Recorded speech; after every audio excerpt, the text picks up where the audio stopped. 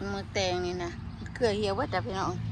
มันหอนมันใน80 90แต่จะชุกอยู่วันนี้คุณดูโปรอยู่เกลืออยู่ปุ่นไรเห็นแต่หน่วยวันนี้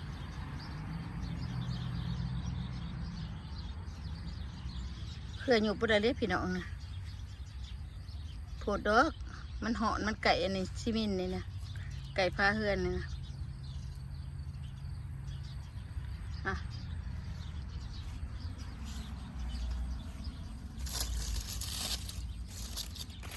หยุดปุ่นเลย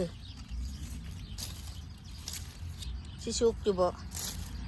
ได้หน่วยชุกเก็บออกมานี่ชุกด่ะช่องหน่วย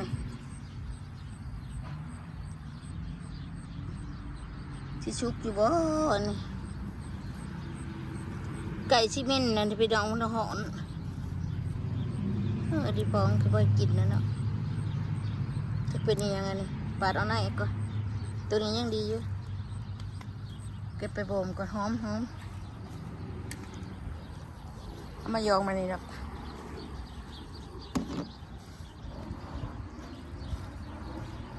ปาดเอาไหนมันไว้ก่อนอันนี้สิบ่มโอ้ยจะดวดหอมเด้อพี่น้องหน่วยบักใหญ่ๆ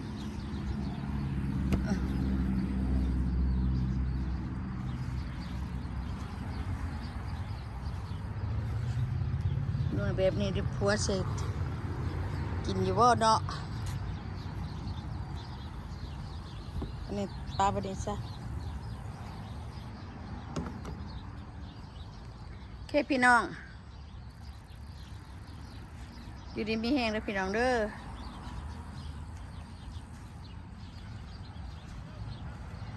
แตงกระเหี่ยวเหี่ยวจะเอาน้ำพดเกลือมันก่อนไปพี่น้อง